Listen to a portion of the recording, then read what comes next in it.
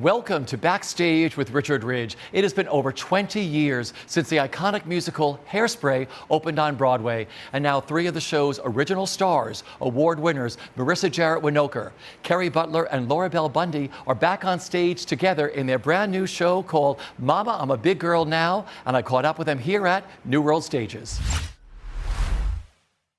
I am thrilled to be sitting with the three of you here at your new theater, New World Stages. Yes. And you're back together again. We are. Yeah. What? How does it feel?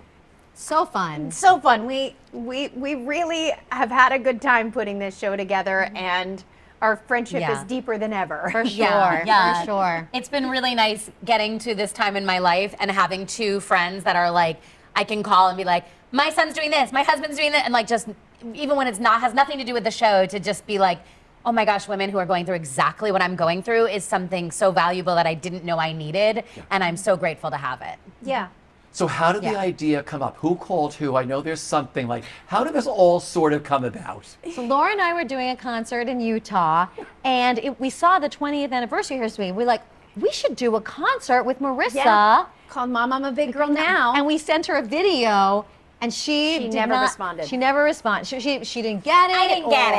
I'm going to tell you something. That's her story. I didn't get the video. I didn't get the offer. I didn't hear. Well, we called her first. We FaceTimed her Yes. first, and she didn't answer. Then we made a Don't video. call. I'm going to tell everybody at home listening, never just FaceTime without a little text saying, I'm going to FaceTime you. I'm never going to answer it. Well, But you know, if you saw a FaceTime if I saw the FaceTime from me or yes, Kerry, I would have answered. You know, it's like Hairspray Yes. people No. related. I didn't get the voice memo. I didn't get the message. I didn't. I swear. A year later, Marissa says, let's do a concert and call it Mom, I'm a Big Girl Now. And look what we did! 8 months later, here we are at New World Stages. Yeah, seriously. So how does it feel? I mean, you have the most incredible fans from Hairspray and everything else the three of you have done. So Yeah. what's it been like? Like, take me back to that first performance on stage here at New World Stages. How crazy was it? How incredible? It was.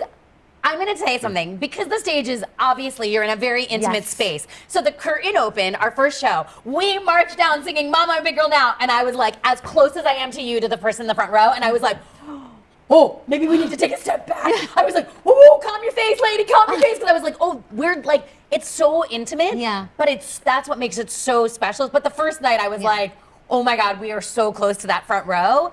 But then it made it like, well, now I'm going to sing, like I do lines now. I pick audience members to sing lines too. We're best friends with the audience by the end of the night. Yeah, and that's like true. we know exactly who everybody is, and what, like, you can kind of like, we're like, oh, did you see that really cute girl? Yeah. Or like, oh my God, that one woman's living her best life. Yes. Like it's Or this is the person we want to jump up for Link. For, Like we'll go backstage I at can one hear the point and we're like, bells. oh, I hope this one guy jumps up for Link. Yeah. Because you have a special bit in the show where Yes. a Link Larkin Yes. comes up. I get Yes. a Link Larkin from the audience every night. A new person comes up to play Link Larkin. Yeah. It's And a- if it's a famous person in the audience making and them we come spot up. them, we make them come up. Yeah. So what was it like putting it together? I know you're producing the show, but you have a wonderful producer with you, right? Yeah. Oh, yes. Lisa Dozier. She's fantastic. She took our vision and took it and helped us get to New World Stages. Like, thank God. We started just doing tours. Tours, Yeah, just, you know, where you make one-offs. money. But And we're also going to do it here too for fun. But how this first started is we're like, well, we knew we were going to do it. Yeah. And then we had a couple phone calls to be like, what is it? You know, Kind what of Zoom is the to Zoom. story? And the story is sort of our origin stories to Hairspray, how we met, our first impressions of each other, our a little bit of Hairspray, careers and lives after, and becoming mamas ourselves. So it just flew out of us. It flew. And a couple of all of our Zooms. stuff just like piggybacked. It was kind of kismet the way everything worked together. And then every time we did it out of town, we would fix things. So it was kind of like our out of town tryouts. Yeah. And funny thing is, so we had 2 in-person rehearsals before our first concert. One was at my house, and where we were writing Writing the show. Oh, that's a good line. That's funny. Yeah. Writing. Yeah, that's good. That's good. Yeah, Let's she'd be think like, well, what about happened it. there? And I would tell a story. She's like, okay, great. That's what we'll talk about. Like, yeah. And then we did a rehearsal in Utah the day before the actual gig. And we found a bunch of little bits there, and then we put it in. But that first gig was 2 45 minutes with an intermission. The next gig was 60 minutes. No So stopping. it was like best of. So then we had to actually go, what's good? What's good? What do people relate to in these things? And so we then pared down the show.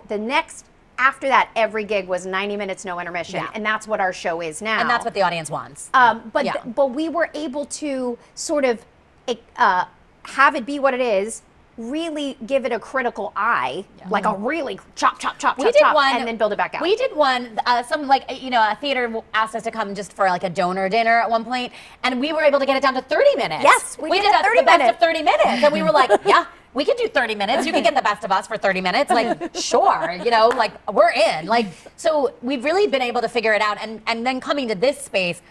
Obviously, you're going to get the audience gets different jokes in New York. They really like our stories of like our Hairspray stories and Legally Blonde stories or Beetlejuice or just like our back history of us being performers, I think is appreciated in a different way with the New York audience because I love coming out and being like, raise your hand if you saw the show at the Neil Simon and you're like, wow, I have chills. It's been 22 years, and you saw this show there, and how wonderful is that? It's so fun to like see, because we really see the audience, and just to see them all mouthing the words with Legally Blonde, like it's just so fun. And you see sometimes Kerry will start to sing, and literally an audience member will go, like they can't believe she's going to sing that song. You know what I mean?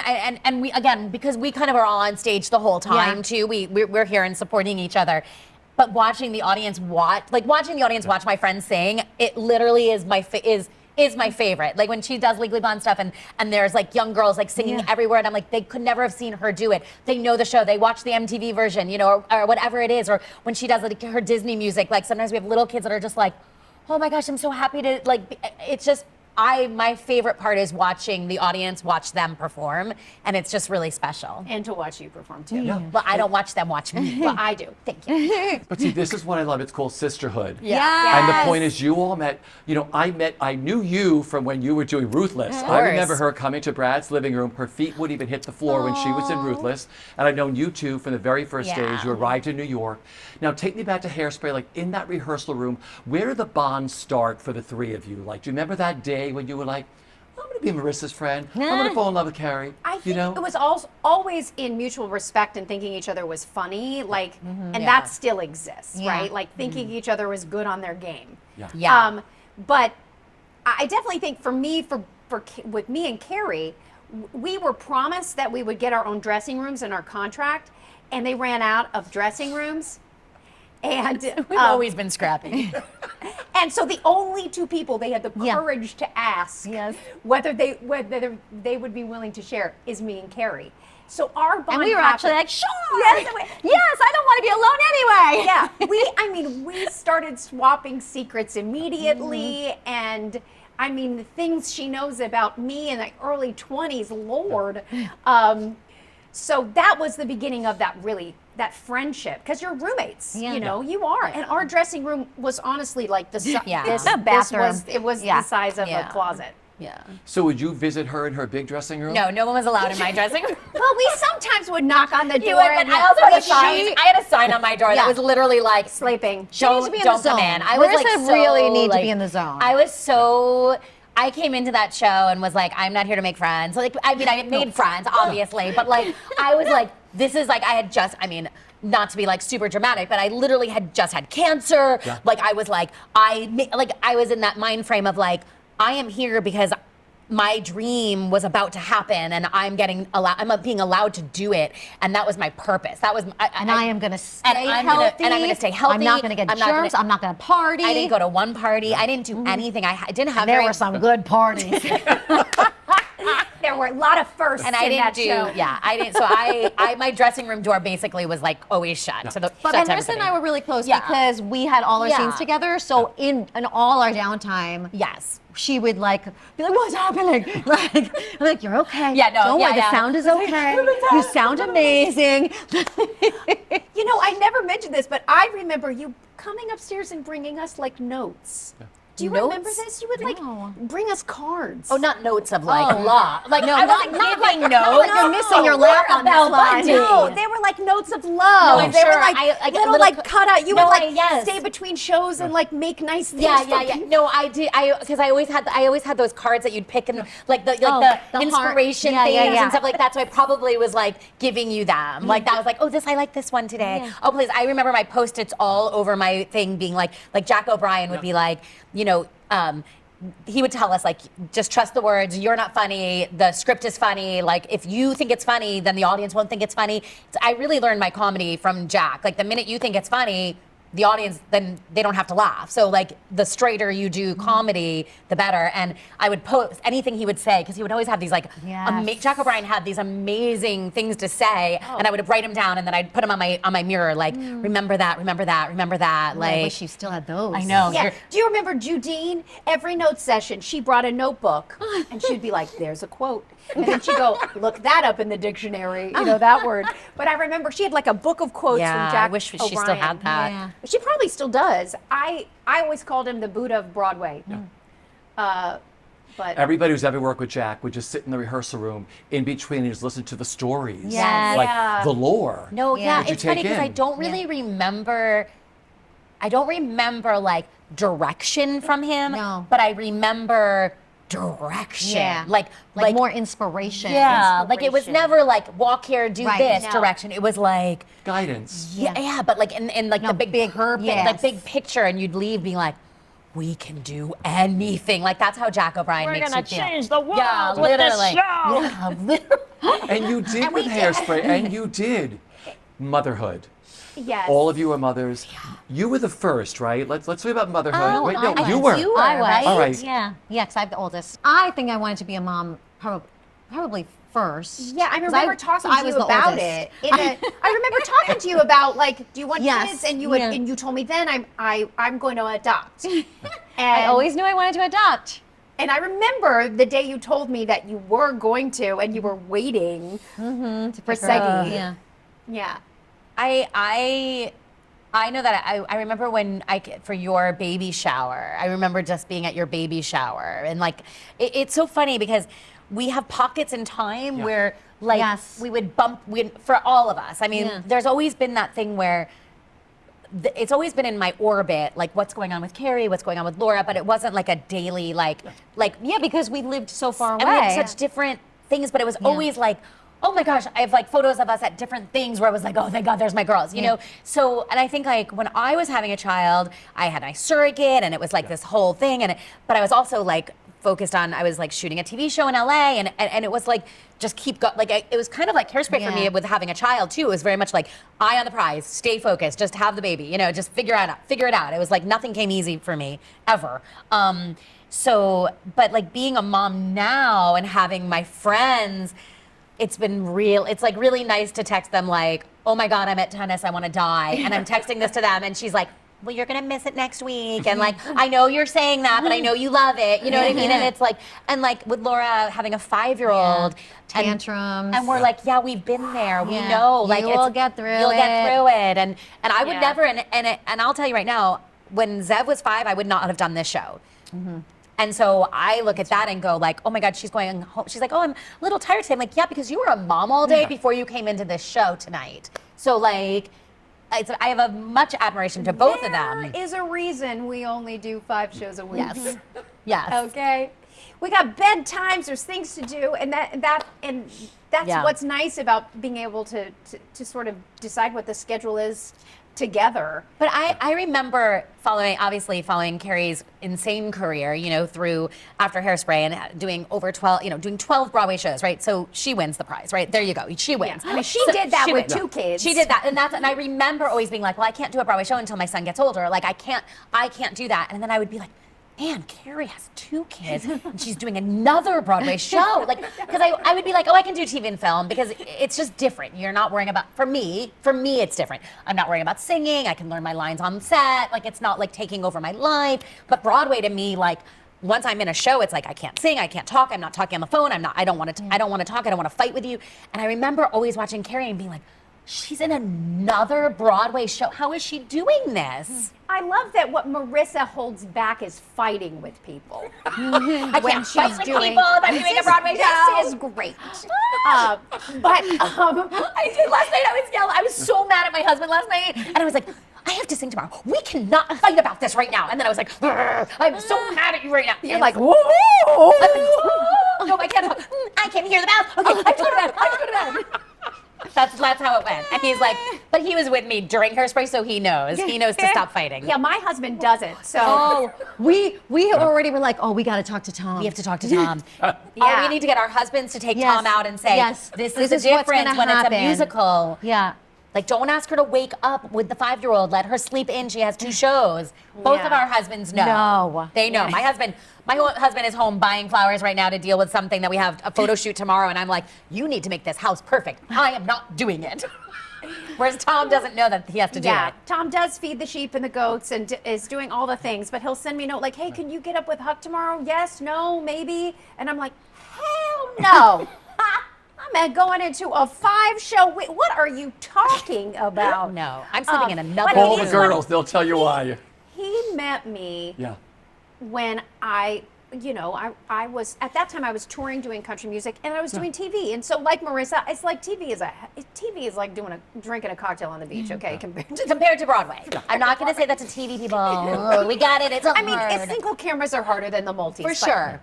But I will say he's been a part of that part of my life where there wasn't like the type of I have to sleep or I will lose my voice and no, I'm leaving early to hit the steam room and I'm vocalizing and it's just you're really like a trained athlete, right? Yeah. So you have to train for it too, so he's like, okay. He got a puppy 2 nights before we opened.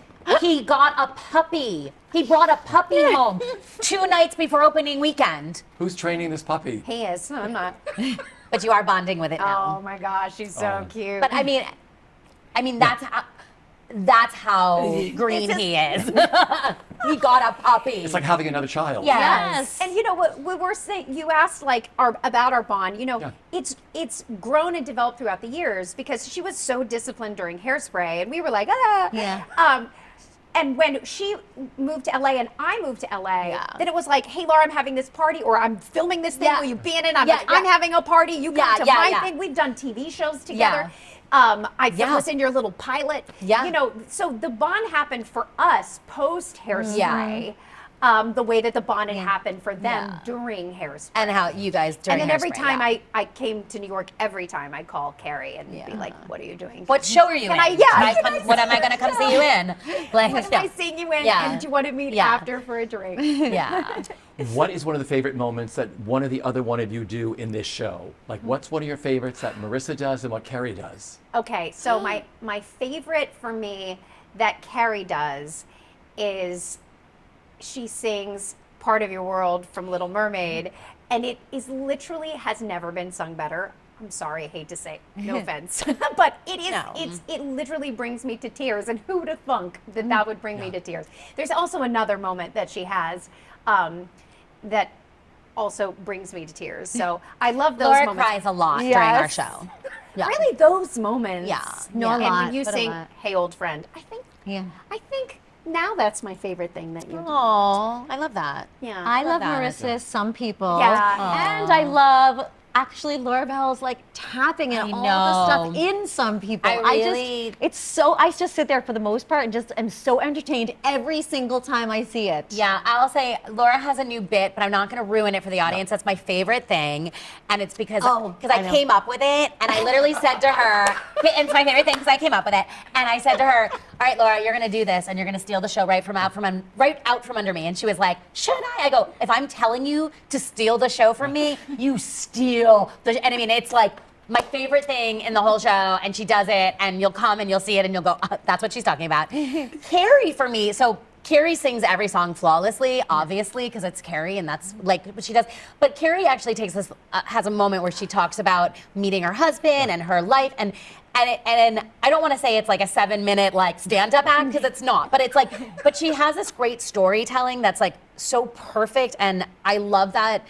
I love it for her, but I also love it for the audience to get to know because we know her voice, but to get to know more about Kerry Butler, not just the like singer on stage. Like I think she takes the most time in our show to like actually share more personal stuff, because I think I'm someone who people know a lot about me personally and are like, oh yay, she sings. I know everything about her life.